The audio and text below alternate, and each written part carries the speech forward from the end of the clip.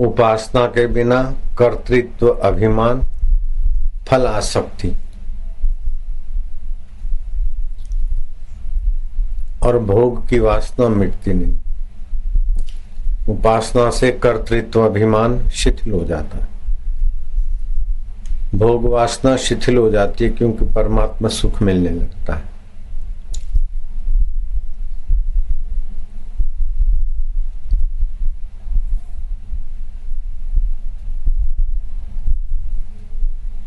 उपासना के बिना राग द्वेष भी नहीं मिटता। तत्व ज्ञान तो हो जाता है, लेकिन राग द्वेष मिटे बिना तत्व ज्ञान का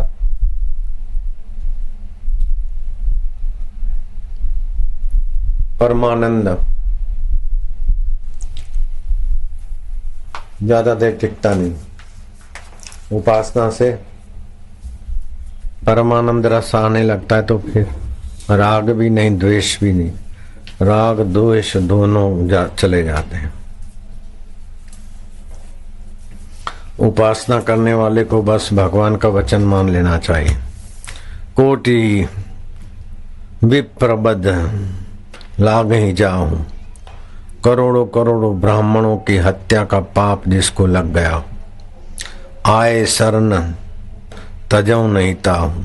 अगर मुझ परमात्मा की शरण आ गया तो मैं उसे नहीं छोड़ूंगा, उसको स्वीकार कर लेता हूं, क्योंकि मेरी शरण आया है। करोड़ों करोड़ों विप्रवध का पाप लग गया हो, लेकिन भगवान की शरण आए तो भगवान उसको उबार लेते हैं, तार लेते हैं। तो बोले फिर तो क्या है, फिर तो पाप करने की छूट मिल गई। खूब पाप करो, फिर भगवान की शरण चले जाओ, सब माफ हो जाएंगे। भगवान का ही वचन है। तो खूब भरपेट पाप करो, फिर भगवान की शरण आ जाओ, भगवान माफ कर देंगे, बस हो गया। ये तो पाप करने के लिए भगवान ने राजमार्ग खोल दिया। करोड़ों ब्राह्मणों की हत्या का पाप भी हो, मेरी शरण आ जाओ तो मैं नहीं छोड़ूंगा, मैं बचा लूंगा। तो भगवान तो प्रोत्साहित कर रहे हैं पाप करने को, है? अरे बाबा, जो भगवान की शरण, जो पाप करता है, पाप में रुचि है, तो भगवान की शरण जाता ही नहीं।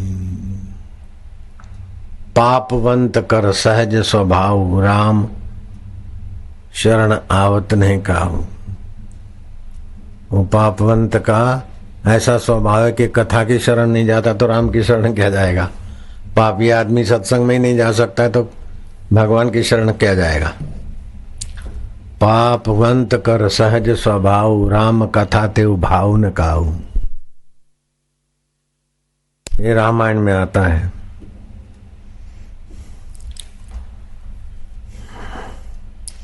निर्मल मन जन सो मोहि पावा, मोहि कपट छल छिद्र न भावा। जिसका मन निर्मल होता है वही शरण आता है, वही रस पाता है। पापवंत कर सहज स्वभाव, भजन मोर ते भाव न काऊ।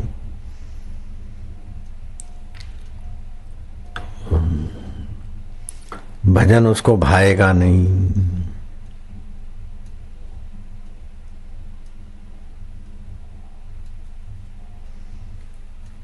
शरणागतों की कहीं भीड़ देखी? भगवान के शरण रहते हो, जो भगवान कर रहे हैं ठीक है, ऐसों की कहीं भीड़ देखी? मनमुखों की तो भीड़ होगी, वासना वालों की भीड़ होगी, पद प्रतिष्ठा के चाह वालों की भीड़ होगी, लेकिन भगवान जिस हाल में रखता है, मस्त है आत्मा में, भगवान की शरण में एकांत में पड़े रहे, ऐसों की कहीं भीड़ देखी क्या? ऐसों की भीड़ नहीं होती, कोई कोई होता है महाजय जयकार वाला।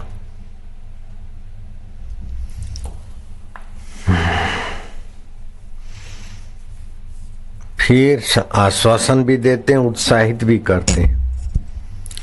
जो नरो होई चराचर द्रोही, चर और अचर का, चल और अचल का द्रोही हो, आ वहीं सभय शरण तकी मोही, तजी मद मोह कपट छल नाना। करऊं सहृदय तेहि साधु समाना। सुग्रीव दुर्बलताओं से भरा था, वासनाओं से। भगवान की शरण गया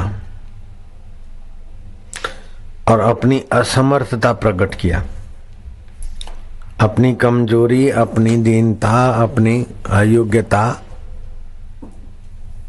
को हृदय पूर्वक स्वीकार करते हैं तो फिर भगवान उसे स्वीकार कर लेते हैं, बचा लेते हैं। लेकिन ऊपर ऊपर से, भीतर से पाप की वासना है और ऊपर ऊपर से भगवान तुम्हारी शरण हूं। ये तो माँ भी जानती है कि बेटा हृदय पूर्वक बुला रहा है कि ऊपर ऊपर से माँ माँ कर रहा है और चाट भी खा रहा है, खिलौना भी खेल रहा है, माँ माँ झूठ मूठ में रोता है रामी, माँ ध्यान नहीं देगी। माँ की वृत्ति तो बाहर है, अंतर्यामी तो हमारी वृत्ति के भी साक्षी हैं।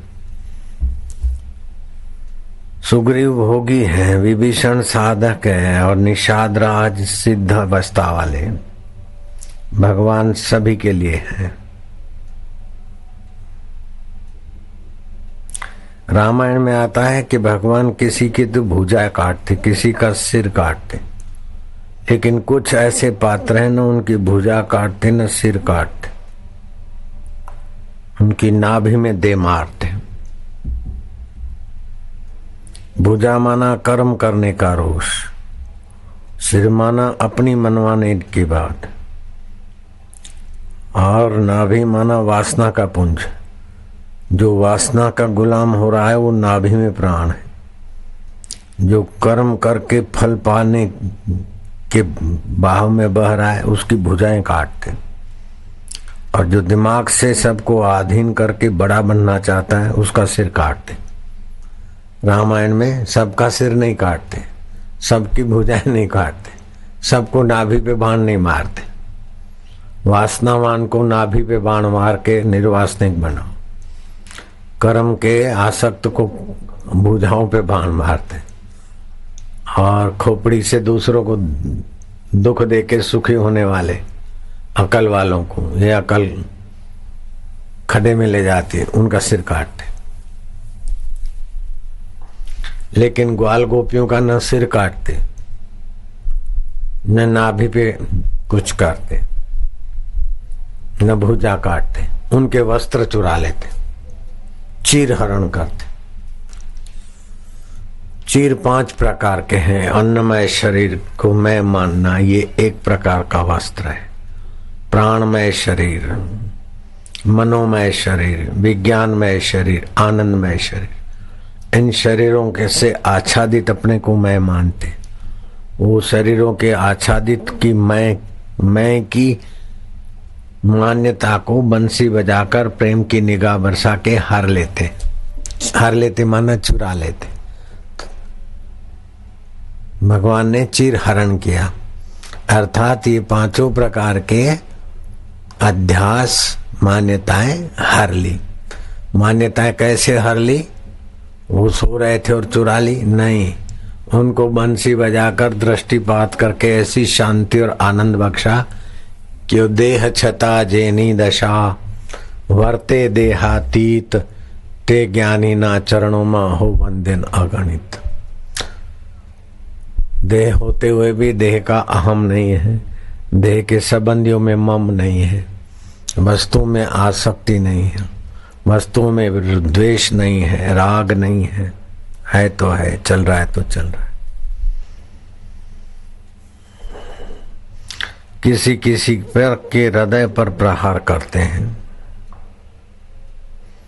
और बाली को राम जी ने छुप कर मारा।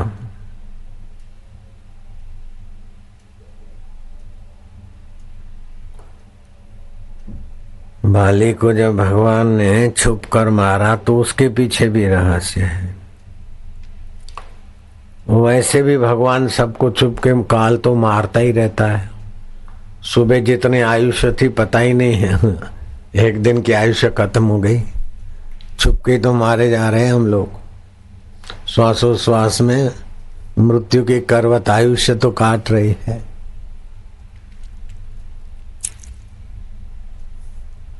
चुपके मारे फिर सामने आ गए।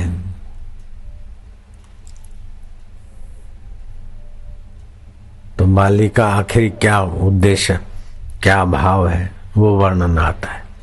इन सारी कथाएं वार्ताओं से सार ये है कि आपका मन जहाँ से स्फुरित होता है वो पर ब्रह्म परमात्मा, राम कृष्ण शिव आत्मा परमात्मा, उसका महत्व समझ के आप उसमें विश्रांति पाइए, उसकी प्रीति के लिए कर्म करिए, उसके रस में सराबोर होकर कर्म करिए। ऐसा नहीं कि कर्म अभी करें और भविष्य में पैसा मिलेगा, चीज लाएंगे तब सुखी होंगे।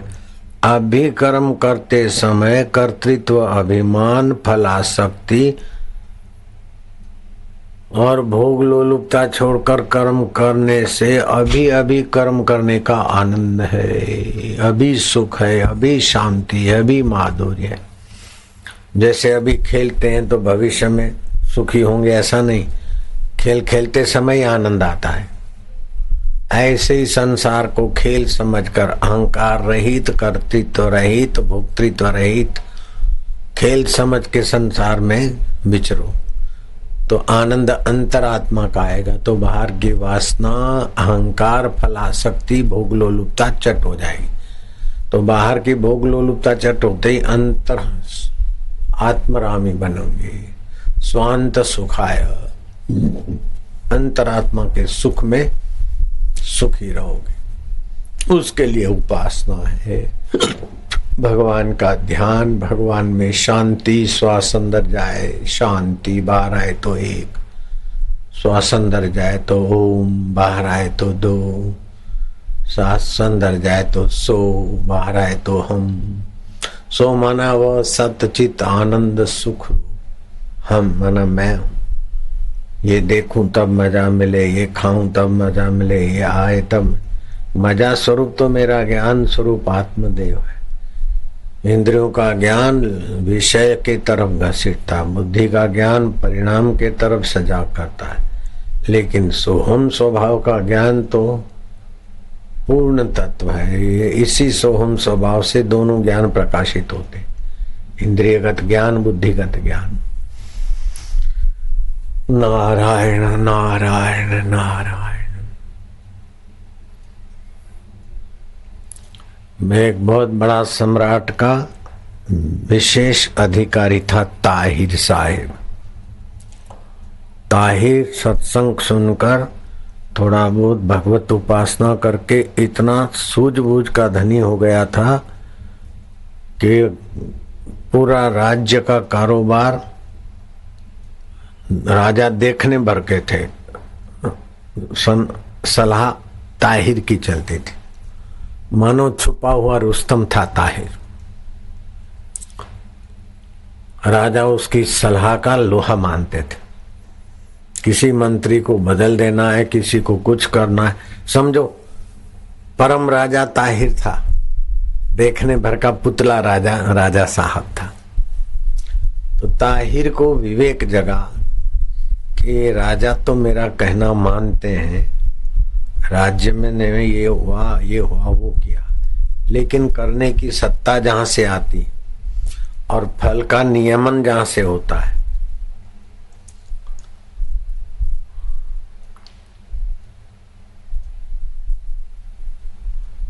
उस आत्मा परमात्मा को नहीं जाना तो आखिर ये शरीर भी तो मर जाएगा, राजा भी मर जाएंगे, और राजा का मैं खास सुपर राजा हूं, वो भी तो मर जाऊंगा। फिर जिसमें आसक्ति होगी ऐसे शरीर में, अगर सुंदरियों में आसक्ति होगी, रूप देखने की आसक्ति होगी, तो पतंग ये होकर दिए में जाकर जल मरेंगे। अगर स्वाद की आसक्ति होगी तो मछली और दूसरे स्वादु लंपटू जीव के योनि में भटकना पड़ेगा। अगर काम विकार में आसक्ति होगी तो खरगोश बनेंगे, बकरे बनेंगे। आयुष्य तो ऐसे ही खत्म हो जाएगी, आसक्ति की रह जाएगी आदत। ये सब छोड़ूं, आसक्ति मिटाकर एकांत में भगवान का सुख लूं, भगवान की उपासना करूं। देख कर, खा कर, सूंघ कर, भोग कर, स्पर्श करके, इसको बोलते विषय। देखने का मजा, सूंघने का मजा, सुनने का मजा, नाच राग रगिनी, चखने का मजा, और ये विकारी काम विकार स्पर्श का मजा, इसको बोलते विषय भोग।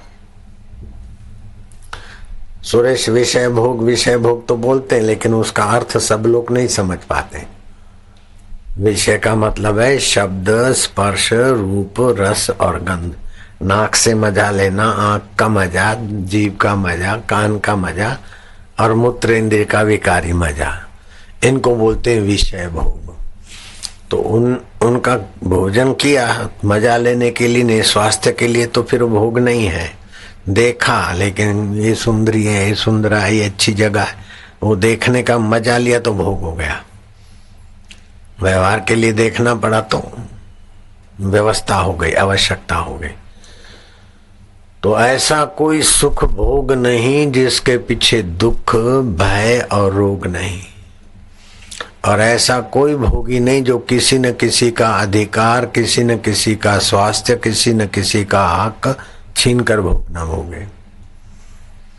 ऐसा कोई भोगी नहीं जो दूसरे का शोषण किए बिना भोग भोगे।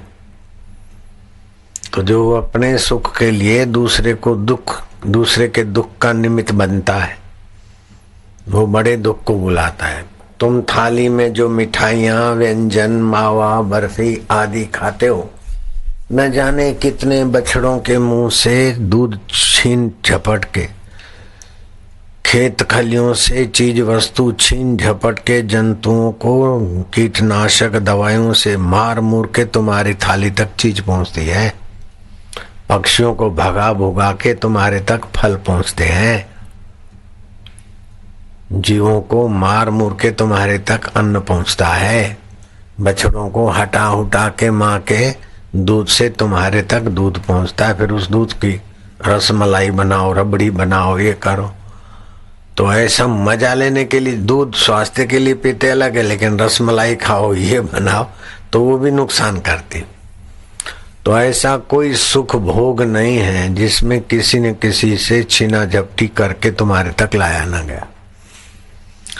तो शरीर का निर्वाह के लिए उसका उपयोग करके आपके द्वारा दूसरों की थोड़ी सेवा हो जाए तो ठीक है, लेकिन आप ऐसे ही भोग भोगना चाहेंगे तो वो भोग भोक्ता को स्वयं सेवा करे, स्वयं कर्म करके अपना कर्जा चुकाए, नहीं तो दूसरे जन्म में पशु बनकर प्रकृति से दूसरे लोग उससे सेवा लेते हैं। पेड़ पौधे बनाकर प्रकृति सेवा लेती है। तो ऐसा कोई सुख भोग नहीं जिसके पीछे दुख, भय, रोग और अंत में भोक्ता नरकों में न जाए। तो ताहिर साहब को लगता था कि अब आखिर ये संसार आयुष्य नाश हो रहा है सुख भोग में, और आखिर मरना है, पक्की बात है, क्या करे, साधु बन जाऊं, लेकिन ये सब छोड़ छाड़ के क्या होगा मेरा। तो ऐसे विचार में खोए खोए रहते थे। और एक दिन वो ताहिर साहब दोपहर को भोजन करने बैठे तो सिंध में आप अपन रोटी बोलते, सिंध में फुल्का बोलते, पंजाबी भी फुल्का बोलते, फुल्का तो समझ गए। तो फुल्का एक कौर तोड़ा, जो हाथ में लिया सब्जी से मिलाने का, तो बिल्ली आके धमकी, म्याऊ। बिल्ली की आवाज में दीनता, मांग, वो साधु स्वभाव का था ही। उसने वो कौर रोटी का टुकड़ा बिल्ली को फेंक दिया। बिल्ली लेके चली गई, चटाक से फिर आई, दूसरा कौर तोड़े तो मैं आओ, उसको दे दिया। ऐसे 6 कौर उसको दे दिए, 1.5-2 फुलके तो बिल्ली के हवाले हो गए, टुकड़े टुकड़े। 7वां कौर देकर ताहिर बिल्ली का पीछा किया कि कहाँ छोड़ के आते।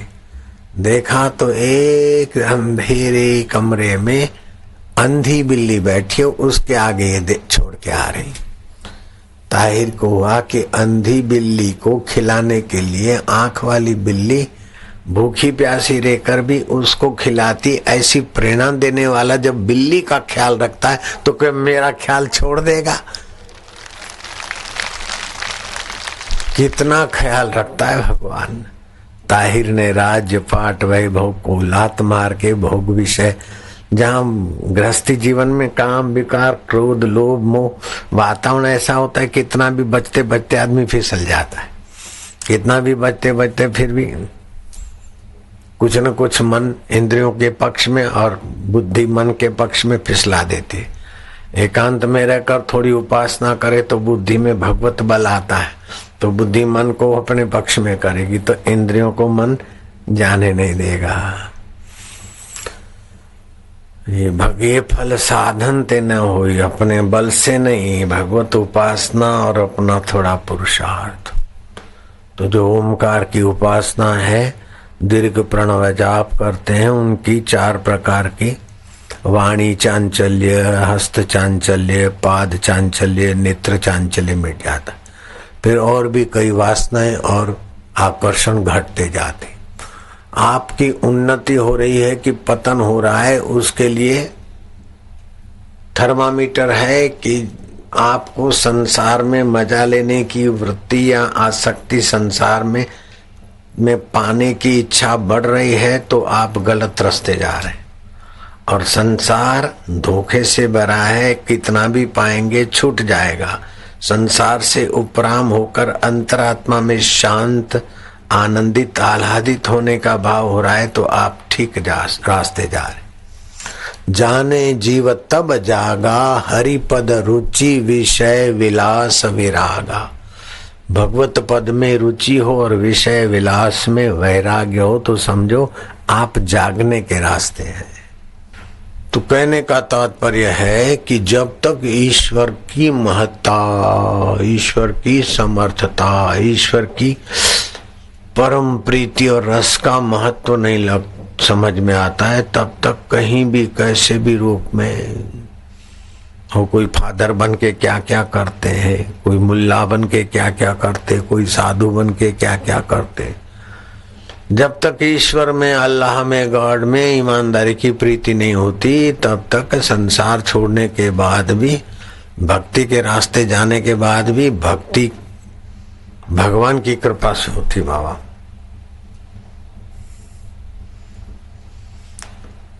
काम क्रोध और लोभ मोह की जब लग मन में खान, तुलसी दोनों एक है क्या मूर्ख और विद्वान। कुछ लोग तो ठगने के भाव भी नहीं होते हैं और बुद्धू भी नहीं होते हैं, पढ़े लिखे भी होते हैं, थोड़ी बहुत श्रद्धा भी होती है, ऐसे लोग भी होते हैं।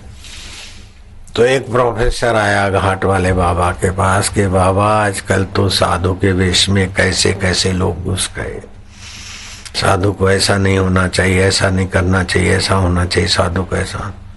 बाबा भी बड़े जमाने के अनुभवी थे, उन्होंने सारा उसका वमन होने दिया।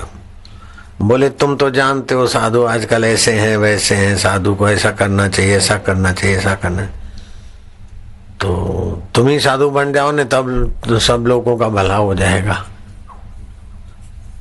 साधु को ऐसा नहीं करना चाहिए, ऐसा करना चाहिए, ऐसा करना चाहिए, ऐसा नहीं करना चाहिए, ये सब जानते हो तो तुम जैसा करना चाहिए ऐसा बन जाओ ना आप ही। बोले मेरे को तो बाबा शांति चाहिए मेरे को तो शांति चाहिए। बाबा ने कहा अच्छा गीता पढ़ा करो। बोले गीता गीता मैं गीता पर प्रवचन करता हूँ, प्रोफेसर हूँ। बोले वो पेट भरने के लिए प्रवचन करता है ना, परमात्मा को पाने के लिए गीता पढ़ के भगवान में शांत होना सीख।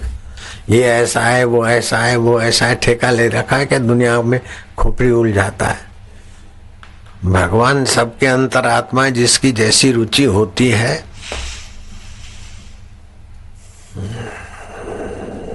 अनुकूला शतवर्ती ही। 100 प्रकार की चेष्टाओं में भगवान अपनी सत्ता देते, अनुकूल हो जाते। जब थक आके थकता के भगवान अपनी शरण लो, तो फिर भगवान ऐसी बुद्धि देते चलो भाई मेरी शरण आओ। अपनी चालाकी होशियारी से जो ठगी बगी करके सुखी होना चाहता है तो कर ले कर आके जब कोई पुण्य प्रकट होता है समझ में आता है कि इसमें कोई सार नहीं, ये सच्चे हृदय से पुकारता है कि भगवान ये मेरे को ठगी से छुड़ाओ, बेईमानी से छुड़ाओ, काम से छुड़ाओ, लोभ से छुड़ाओ, मोह से छुड़ाओ। हे भगवान, हे अंतर्यामी, हम तुम्हारी प्रीति के लिए भजन करते। अभी तो मैं बुलवाता हूँ, आप ऊपर ऊपर से बोलते। जिस दिन आप अंतरात्मा से बोलेंगे तो अंतरात्मा आपका कल्याण करने में देर भी नहीं करते। वही परमात्मा है, वही राम है, वही ईश्वर है। आपके मन में 2 मिनट के बाद क्या आएगा मुझे पता नहीं, तुमको पता नहीं, लेकिन तुम्हारे परमात्मा तो जानता है कि 2 दिन के बाद तुम किस वक्त कहाँ बैठोगे, कहाँ सोओगे, क्या खाओगे। उसके आगे सदा वर्तमान काल है। करने में सावधान, होने में प्रसन्न। अभी ऐसे कोई कर्म न करो जिससे सुख की लोलुपता बढ़े, और पहले के कर्म का फल आ रहा है तो उनमें उदासीन होकर पसार होने दो। उसमें रो नहीं, चिल्लाओ नहीं, ईर्ष्या मत करो, द्वेष मत करो, अपने को अभागा मत मानो, अपने को पुण्यात्मा पापात्मा मत मानो, अपने को तो साक्षी चैतन्य प्रभु का मानो। प्रभु हमारे ये सब अनित्य संसार में कर्म फल देकर नाश हो जाते। पुण्य का फल सुख देकर नाश होता है, पाप का फल दुख देकर नाश होता है। लेकिन उसमें सुखी होना या दुखी होना ये अपना अविवेक है। अगर सुख और दुख में सम रहे तो अपना विवेक है, तो विवेक से सम रहे तो भगवान का भजन हो जाएगा, भगवत ज्ञान हो जाएगा। ऐसा नहीं कि जिसको ईश्वर की भक्ति नहीं करते उनको ही सुख दुख आता है। ईश्वर की भक्ति वाले और बड़े बड़े संत महापुरुषों के जीवन में भी उतार चढ़ाव, निंदा, ये प्रशंसा सब आते रहते, लेकिन उनका विवेक प्रखर होता है तो सुख में छक नहीं जाते और दुख में सुकड़ नहीं जाते। उन दोनों में प्रवाह में जा रहा है, वो तो बीत रहा है। प्रारब्ध सुखद दुखद परिस्थिति पैदा कर सकता है, लेकिन सुखी दुखी होने के लिए तुम्हें बाध्य नहीं करता है। परिस्थितियां अनुकूल प्रतिकूल आती है, लेकिन परिस्थितियां ये थोड़ी बोलती कि तुम हमारे में चिपको। समझो छोकरा मर गया, उसकी मौत आने वाली थी, मर गया।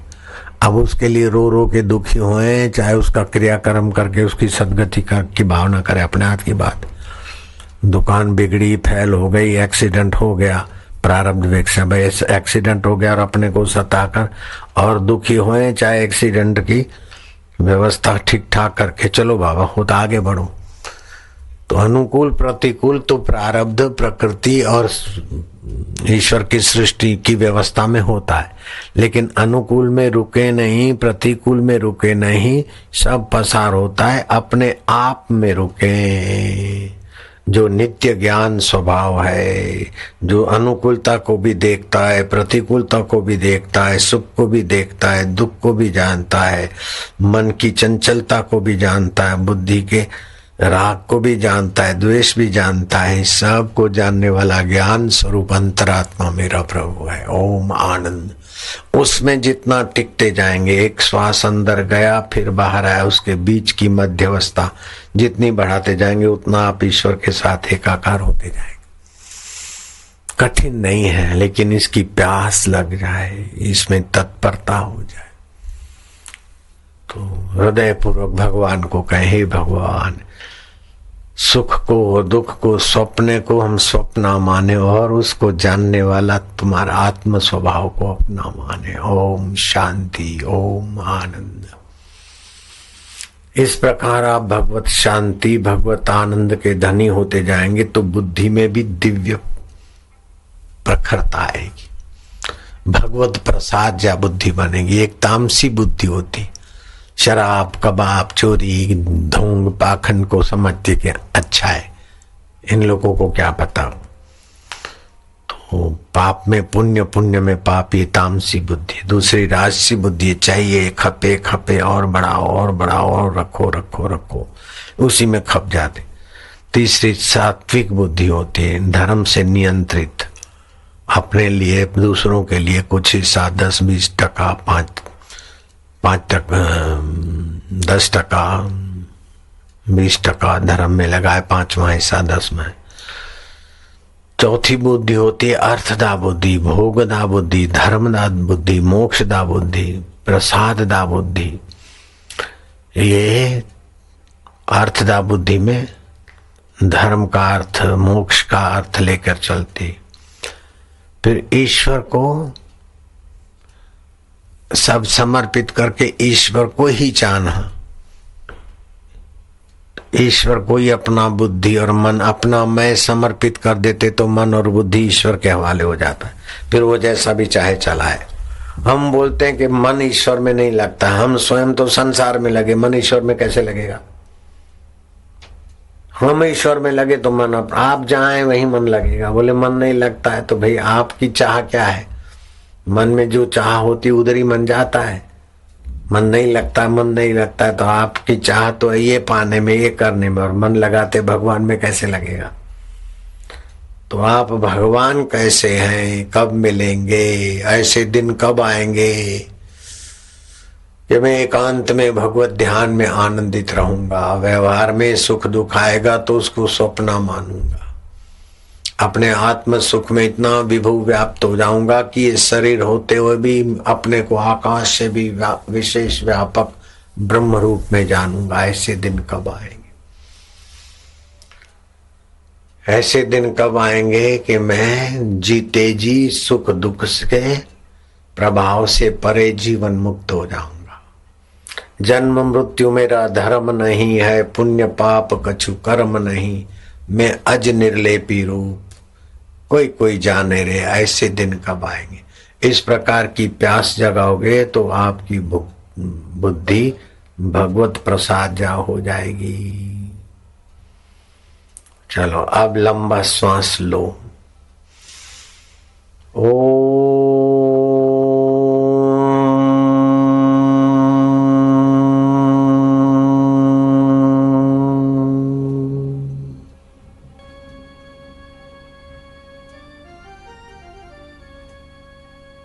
श्री परमात्मने नमः। श्री परमात्मने नमः। ओमकार मंत्र, ओंकार मंत्र, गायत्री छंद, गायत्री छंद, परमात्मा ऋषि, परमात्मा ऋषि, अंतर्यामी देवता, अंतर्यामी देवता, अंतर्यामी प्रीति अर्थे, अंतर्यामी प्रीति अर्थे, परमात्मा प्राप्ति अर्थे, परमात्मा प्राप्ति अर्थे, जपे विनियोग।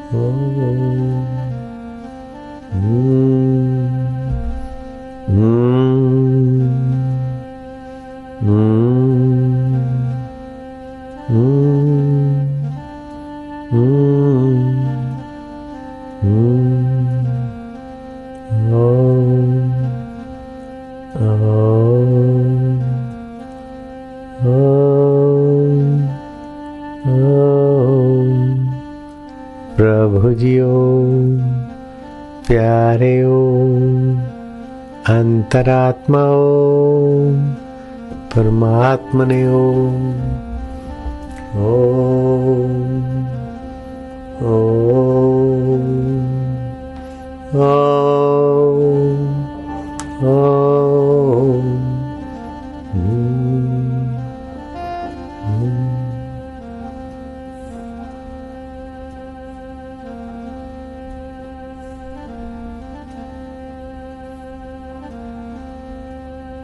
ये भगवत उपासना में तल्लीन होते जाओ, इससे बुद्धि भगवत प्रसाद जा बन जाएगी। बहुत ऊंची यात्रा हो।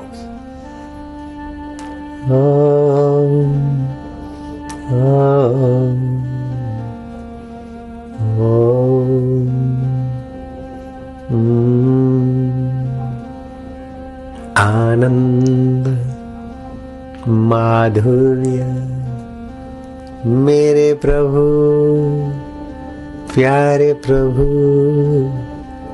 ओम ओम ओम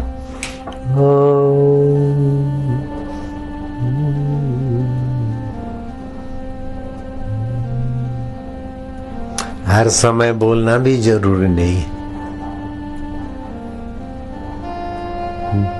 मस्त होते जाओ ईश्वर की मधुरता में।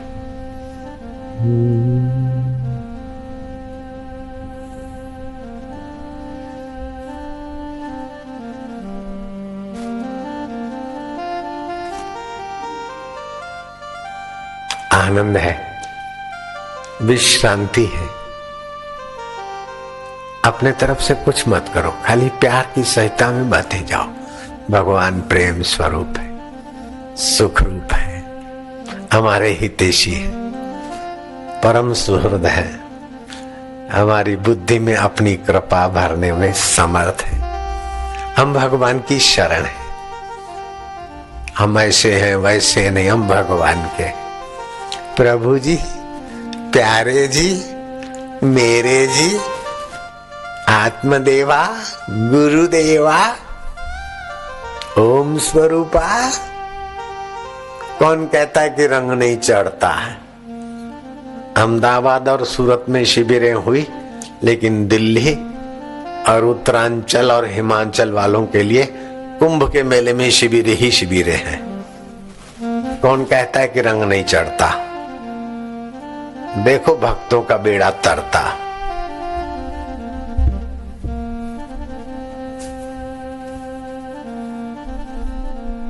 लाख 84 के चक्कर से थका, खोली कमर, अब रहा आराम पाना। ओम स्वरूप ईश्वर में काम क्या बाकी रहा? लग गया पूरा निशाना, सच्चा सुख कहाँ है? लग गया पूरा निशाना। हे गुरु कृपा, तुम मेरे हृदय में सदैव रहना, सदैव रहना।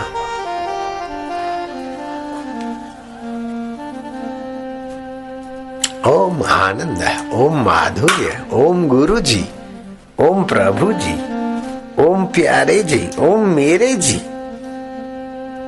ओम ओम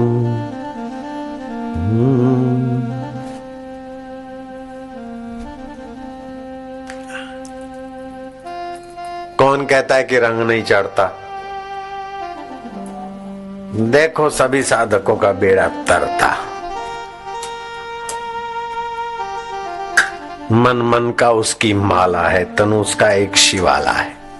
भगवान सत स्वरूप है, वो मेरे आत्मा है, चेतन स्वरूप है, उसी से हाथ उठता है। आनंद स्वरूप है, उसी का तो आता है।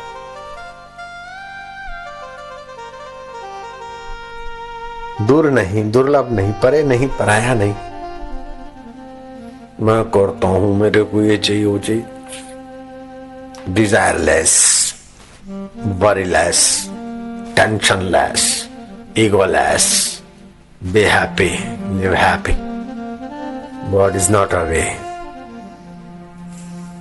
not difficult। आनंद है, मस्ती है, माधुर्य है। लीलाम कर ले सुस्ती,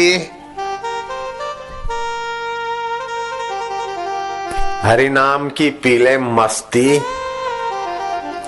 मेरा ये हो जाए वो हो जाए, इस झंझट में पड़ो ही नहीं। इतनी डिग्रियां ले लूं, इतना जोबर बनूं, नौकर बनूं।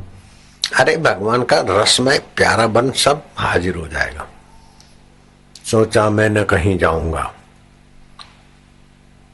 यहीं बैठ के खाऊंगा। जिसको गरज हो गया आएगा, सृष्टि करता खुद लाएगा। आप अंतर्यामी में रहो, सब ठीक हो जाता है। जॉबरों को जॉब नहीं मिलती, लेकिन तुम कईयों को जॉब देने वाले बन जाओगे।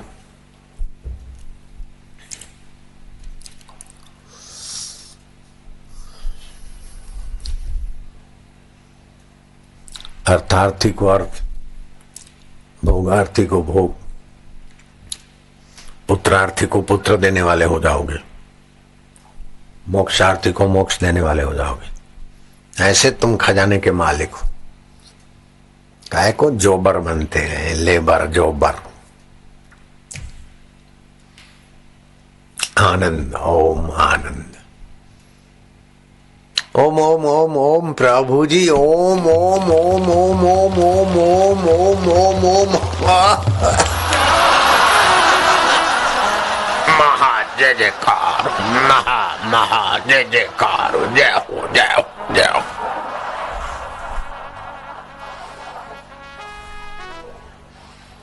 हे राम जी, जिसके हृदय में आत्मज्ञान रूपी सूर्य उदय हुआ है, उसका जन्म और कुल सफल होता है। उसका जन्म सफल, उसका देखना सफल, खाना सफल, मिलना सफल, हंसना सफल, रोना सफल, सब सफल सफल सफल। जिसने मनुष्य जन्म पाकर आत्मरस पा लिया, आत्मज्ञान पा लिया। जैसे पूर्णमासी का चंद्रमा अपने अमृत को पाकर अपने में ही शीतल होता है, तैसे ही जो पुरुष आत्मचिंतना में अभ्यास करता है वही शांति पाता है। चंद्रमा जैसे अपने आप में शीतलता होता और शीतलता बरसाता है, सब पुष्ट होते। ऐसे ही ज्ञानी आत्मचिंतन करके आत्मरस पाके आप तो रसवान होता है, रस बरसाता है। श्याम पिया मेरी रंग दे चुनरियत। कृष्ण आत्मज्ञान में रसवान होकर क्लीम मंत्र से बंसी बजाकर यूं निगाह डालते, रसी रस बरसाते। और ये बच्चे भी जोगी रे क्या जादू, ऐसा भी रस बरसा देते। नहीं बरसाते क्या? हे राम जी, जीव रूपी ऐसा बैल है, उसे निकालने का यत्न करो। जब तत्व का अवलोकन करोगे तब चित्तभ्रम नष्ट हो जाएगा। हे राम जी, तत्व स्वरूप परमात्मा का अवलोकन करोगे तो जीव भाव नष्ट हो जाएगा। काम, क्रोध, लोभ, भय, चिंता, जन्म, मृत्यु, सारी मुसीबतें जीव भाव में है। लेकिन जीव का वास्तविक तत्व देखोगे, तरंग, बुलबुला, झाग में ही झंझट है, लेकिन उनका तत्व देखो तो पानी पानी है। फिर झंझट होते हुए भी झंझट नहीं। ऐसे ही जीव भाव हटा तो फिर जन्म, ये अवतार सब मौज ही मौज है। ज्ञानी को जन्म मृत्यु नहीं होता। ज्ञानी 10 12 हो, एक कमरे में से दूसरे कमरे में गए तो क्या जन्म मरण। ज्ञानी तो सारा ब्रह्मांड हो जाता है, व्यापक हो जाता है। ज्ञानी तो 17 12 हो, नारायण कई बार आते तो उनको जन्म मृत्यु नहीं होता। राम जी रोते तो भी रोने का दुख नहीं होता। कृष्ण भागते तो भागने की कायरता नहीं छूती उनको। और कृष्ण पूजे जाते तो पूजाने का अहम नहीं होता। ये सब रंगमंच पे क्या अहम। तुम राजा होके पूजे जाओ तो क्या अहम, और कंगाल होकर भीख मांगो तो क्या विषाद। रंगमंच पे तो खेल है, ऐसी ही सारी दुनिया खेल है। तत्व को जान लो तो सब खेल ही खेल है, आनंद ही आनंद है, मौज ही मौज है। हे राम जी, संसार रूपी समुद्र के तरने का उपाय सुनो। महापुरुष और संतजन मल्लाह है, उनका युक्ति रूपी जहाज है।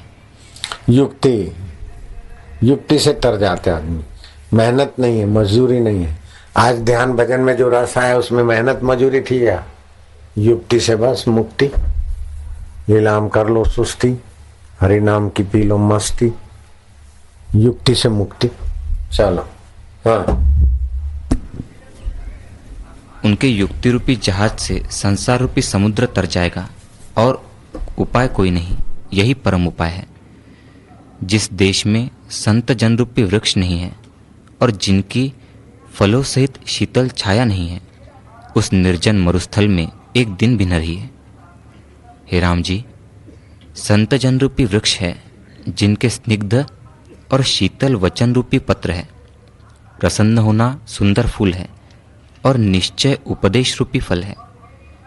जब यह पुरुष उनके निकट जावे तब महामोह रूपी तप्तता से छूटेगा और शांति पाकर तृप्त होगा। तभी तीनों पाकर अघावेगा और सब दुखों से मुक्त होगा।